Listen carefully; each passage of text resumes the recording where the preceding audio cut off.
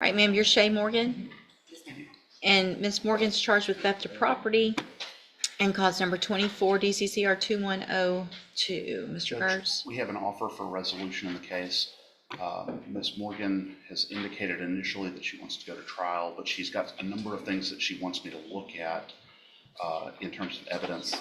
She wants me to present to the state prior to rejecting the very, I think, reasonable offer that the state is making, or the reasonable option that the So state has here's the given us. thing, Ms. Morgan, I'm going to address you on this. Mr. Gertz has been your attorney for over 6 months now. So if there's information that you think is important, you should have been getting that to him 5 months ago. So I'm going to reset the case one more time. This is the last reset. So whatever information you need or get to him or think is important, get that to him so he can get it to Ms. Malfino. And at the next court date, if there's a resolution, great. If not, then we'll get it moved to the trial docket. Okay, thank you, Okay? Judge. All right, you're free to go.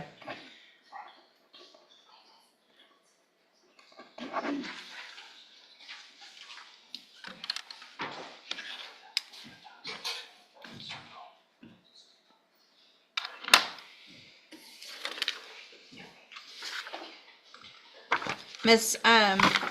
Hawkins and Ms. Malfino on Devin Spites.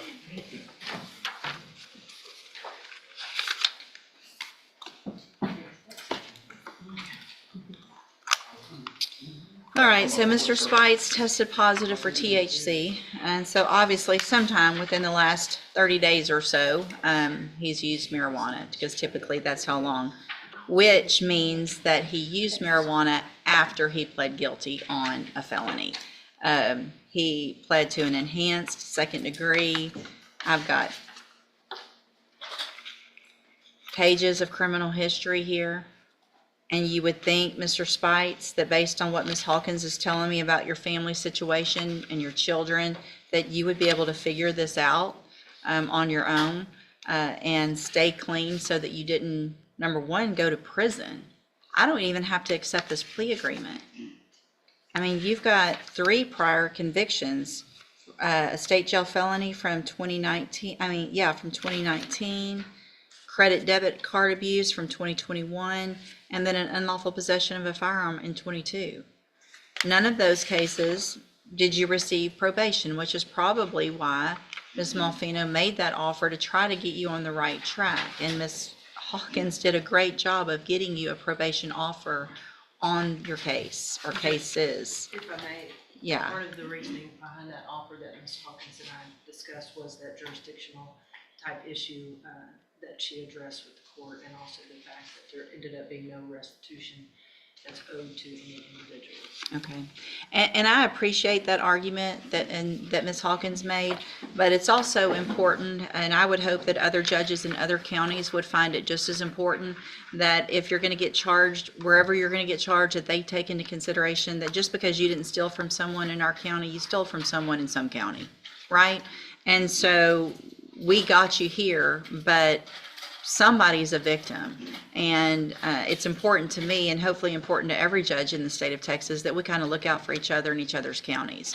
So I get that you were just traveling through, probably lucky that we got you, because who knows what would have happened at that point if you ever would have gotten caught, and that's not fair no matter what county the crime is actually committed in. Does that make sense?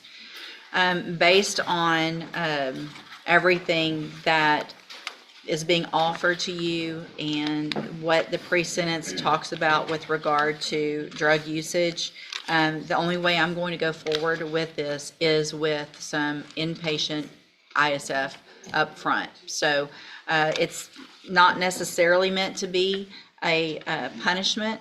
It will probably feel like it a little bit, but if you're going to be successful in the rest of your life and be there for your children, then you got to figure out how to stay clean and make some better decisions. So that's what's going to happen today.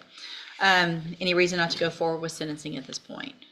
No, Your Honor. No, Your Honor.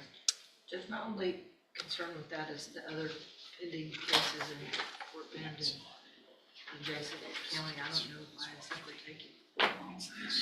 What are the court, or do you represent them in Fort Bend? Not And Fort Bend, Judge, no. I have his attorney's information up there. and what about the Harris County, I do represent that him. evading? I do represent him in Harris County.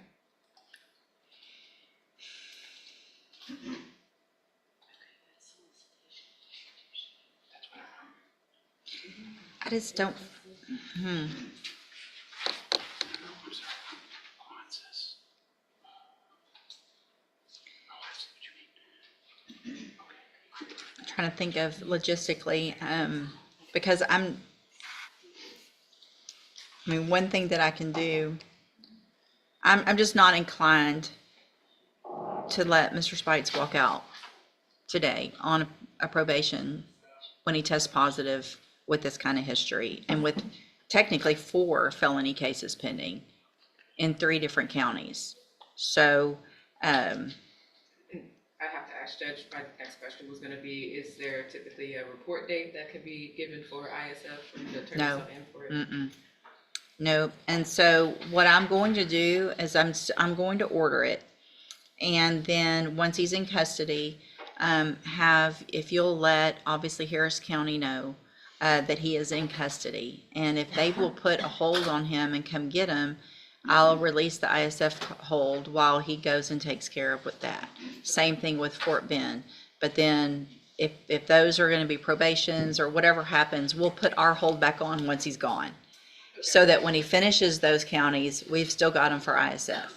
Sometimes what happens, if that process takes a really lengthy time, then potentially if I feel like it's a good enough time, then I can hold that at abeyance at that point and require something like JCDI, which is outpatient. But based on the positive drug screen today and based on this criminal history and what all's pending, he's not walking out of here today. So we'll do it that way. If you'll get with his attorney in Fort Bend County, the sooner they get something set and get a hold on him, the better. Okay, that way he can get transferred, get those cases taken care of. And I'll reach out to those DA offices, judges. Perfect. Maybe with the court's order, they would be willing to negotiate their Something cases. quickly. Yes. So, Mr. Spites, I'm going to find that you previously entered your plea of guilty freely and voluntarily. Find sufficient evidence to find you guilty. I'm going to follow the agreement that you made with the district attorney and defer all proceedings and place you on probation for 5 years.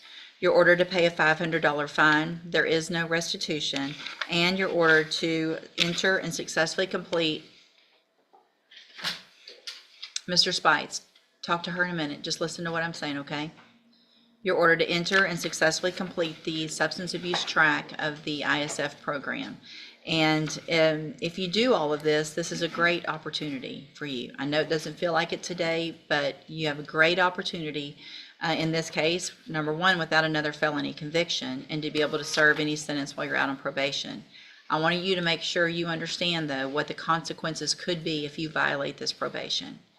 So if you choose to smoke marijuana again or not show up for an appointment or whatever it is, then you're looking at not just a sentence of the theft of property, which is the 3rd-degree felony. You pled to an enhancement, which means if you violate, you could be found guilty and sentenced to prison for anywhere between 2 years and up to 20 years. So I'm trying to keep that from happening and give you some tools so you can be successful. I'm handing you the trial court certification that shows this was an agreement. I followed it, and so you've waived your right to appeal. You can go back with the bailiff. Ms. Hawkins can visit with you back there, okay? Yes, sir? Okay. The fact that, all right, y'all taking me in, that means like I can't get out from here. How can I get out so I can be able to handle Fort Bend? We're gonna let them know that you're in custody, and they'll come transfer you over there from our custody. Okay, so that's what I'm saying. That's what I'm trying to understand. Okay, if I'm on bond with them, like how would that work? Ms. Hawkins can explain it to you, okay? All right, you can go back with the bailiff. Thank you, Ms. Hawkins and Ms. Murphy now. Where facts meet emotion, justice finds its voice. To witness more real courtroom moments, subscribe to Law Nexus.